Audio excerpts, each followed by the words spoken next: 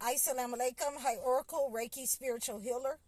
And as we continue to talk about the signs and symbols of Joseph and his brethren, one of the main things that we have to look at in this story, and it is definitely significant to our own lives, is that the first thing that we're going to say is that a parent usually know who their children are and what they will do and what they're up to, because Joseph was Jacob's favorite, and they knew that he was his favorite, and Jacob did not want him to take Joseph into the wilderness with them to play and race around, because he knew that they secretly had a hate for them, for him as the chosen one. He knew who his children were. He said something that a wolf might devour him. And in that respect, they came back and regurgitated that same story back at him and say, a wolf ate up Joseph. So, when you're dealing with a negative, evil family members, when you're dealing with people who absolutely have a negative side, have an evil side for you, they will definitely regurgitate lies. They will, take your story and make it their own. They will copy you. So you have to understand that these are some of the things that a chosen one will understand and will be able to see into their children. Which one is the one that they can trust? Which one is the liar? Which one is the thief? A chosen one parent will know their children. Now we're going to talk about from the flip side of things. From a child's perspective, many times when a chosen one is no longer allowed to be in their children's lives, when they have given all that they needed for the kids to survive, and they become older and they remove themselves from being so active with the children, when they pass on, then you need to understand that that child that is clinging on to that parent, that is, at the funeral in tears and falling out and rolling around on the ground, you really need to discern that is the child that was doing things behind the parents' back. That's the child that was stealing. That's the child that was lying on everyone, running back, telling things that wasn't true to get other people in trouble. That is the child that necessarily cannot live without the parent. When that parent passes on, then that child passes on as well, because they can't live without that parent. They can't stand on their own. They need that parent to stay there with them, and now they're at the mercy of the brothers and sisters, and in many cases they will find another brother or sister to take the place of that parent. If both parents are deceased, they will cling to one of those parents if both parents are not deceased. But if both parents are deceased, then they will cling to one of the brothers and sisters to take the place as the leadership, as the provider, as the one that they can run back and continue to tell things with. They will continue to be that person in a sibling's life. Now, let's take a look at how a lot of the chosen ones will be removed out of their parents' life. So Joseph, at a very early age, was taken out and thrown down into a well. He was sold into servitude. And many times in our lives as parents, and this is why we have to look at this book of Joseph, this story of Joseph, and apply it to our lives. Many times we will not be able to raise our kids as chosen ones. Our kids will be taken out of our lives by our parents many times. God forbid, society, you know, and we will not be able to intervene in our children's lives the way that we need to, because God has separated us. God is letting us know that we have went as far as we can to teach our children what we need, and he will teach them the rest. He will put someone in their life to teach them whatever else they need to know. It is already downloaded into their system, and I don't care if they 12, if they 13 or 14. God has already put that in them, what they need to know in order to survive and in order to get through whatever challenges they face. So these are some of the things that we will not, have to worry about. But, in many times, you can see it in the story of Moses, where the child was taken from the mother at a very early age. You will not be able to protect the child. You will not be able to defend the child. You will not be able to intervene. And that is a sign that you're dealing with a chosen one child, that child has already the downloads to survive whatever is going to come his or her way. So next we're going to take a look at, the brothers and the sisters, and we're talking about the gang stalking that they were, telling Jacob, oh, you're just crazy. You're just, in your feeble old mind. And when you have your kids and they're able to come into you and they feel comfortable enough where they're able to talk to you any kind of way, where they will talk to you any kind of way in front of other people, then, either they feel like you're vulnerable or you haven't, set that boundary with them so that, they understand that even in my old age, something is going to happen to you. I can just look at you a certain way as a mother or father, and God will allow something to happen to you. So they don't know.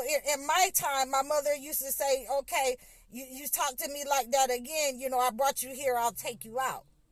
So these are some of the things that we have to discern in our own lives and apply this story to our lives with our kids, with our children. Who are we raising? What are we raising? Are we raising someone that can stand on their own? Are we raising someone who has the character and who has the understanding to stand under pressure?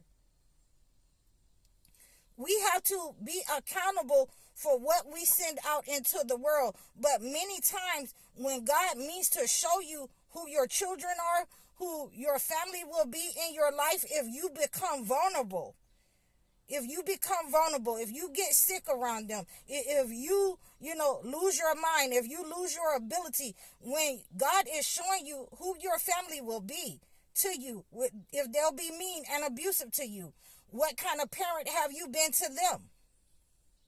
If you are seeing these children become, abusive and they're saying anything to you, then it's absolutely God exposing them to you of who they are. They have, gotten something in them that you may not have put in them.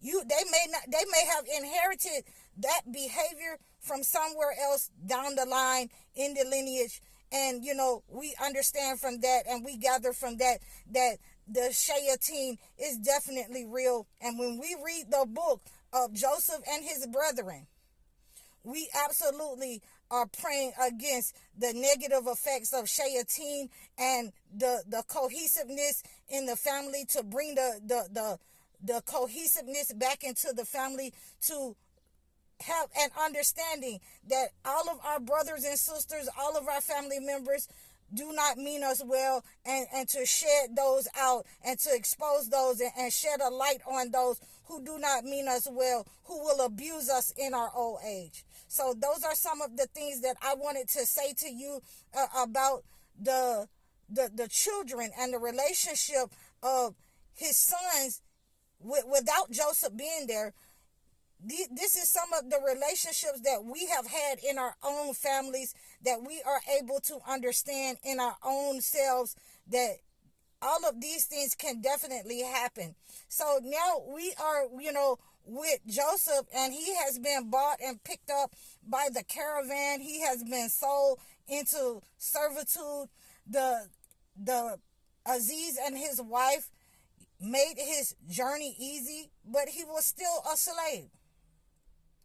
So we have to also understand that the sun and the moon and the stars were bowing down to Joseph, and this is one of the ways that God had given him discernment. He had given him dominion already, even as a young man, that this was going to come to pass. His dream was going to come to pass. So we have here that he's a very handsome and lovely man. And we have in the Aziz's wife, she's attracted to Joseph. She's attracted to him in a way that a wife should not be attracted to a man that is a servant, that is in servitude, that is a helper to her.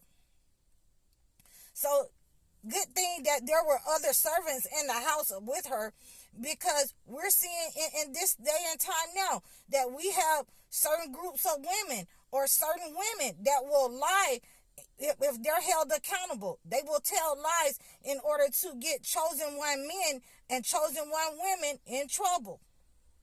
So the Aziz was a very powerful man. He was over the stores in Egypt.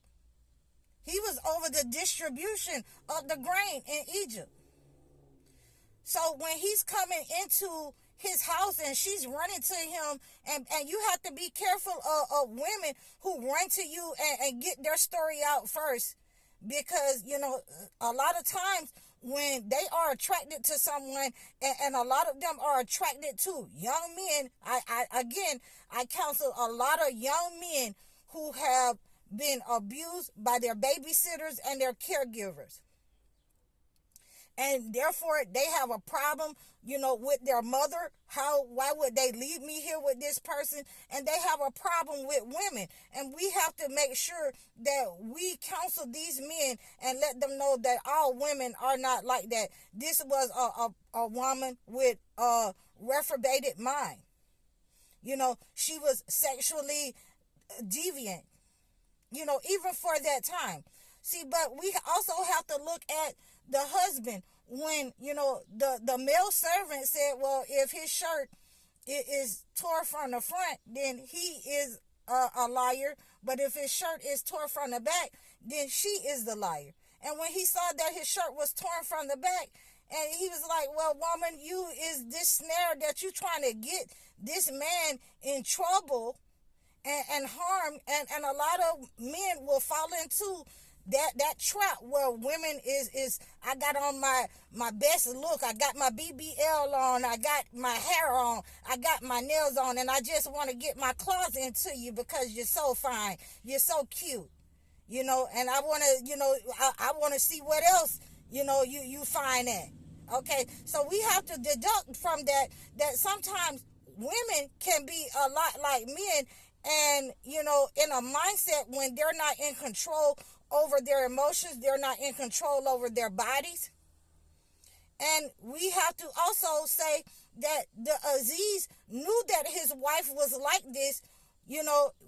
He probably had some issues that was going on. He knew that his wife was like this, because you got other people in her household saying that, oh, she's madly in love with Joseph. And we have to deduct that he didn't leave her. There was no consequences for her. There was nothing. So she kept going right on doing what she was doing. And you'll find for women and men, when there are no consequences, when they are not held accountable, then they'll keep doing whatever they're doing, especially in the case with Diddy. Especially, and you can look at the parents in that aspect as well. When there are no consequences, when there are no accountability for the individual, they will keep doing just what they're doing. And in this case, it is a female. You got people in the neighborhood talking about, oh, she's madly in love with her male servant. Oh, she wasn't caring about that. Well, let y'all come over here and look how fine he is and see if y'all wouldn't be the same way. Okay, and I'm letting you men know from this story that women can absolutely or possibly be worse, in their lust or when they're trying to seduce a person that they want. So be very careful of your behaviors out there. Be very careful as we continue to talk about the sun and the moon and the stars that prostrated to Joseph. And we're going to get to, this story this week. And I hope that you're applying it to your life. I hope that you're seeing some of the things that these people went through, the struggle and the strife with their family, with their children, in their household, in their lives, being an orphan in an unknown land. I hope that you're applying it to your life, and I hope that you're praying to God. I hope that you're thankful to God that he gave you children. I hope that you're grateful to God that he gave you the understanding and the discernment in your family, the intuition as a woman in your family, the understanding and knowledge as a man to pray over your household so that we keep out the shayateen and we block him from our lives, from our thoughts, from our minds, and from our children's thoughts and minds. I hope that you're loving this. Please like, share, subscribe, donate to my channel. All of my information is in the description. Please have a great day. Assalamu alaikum.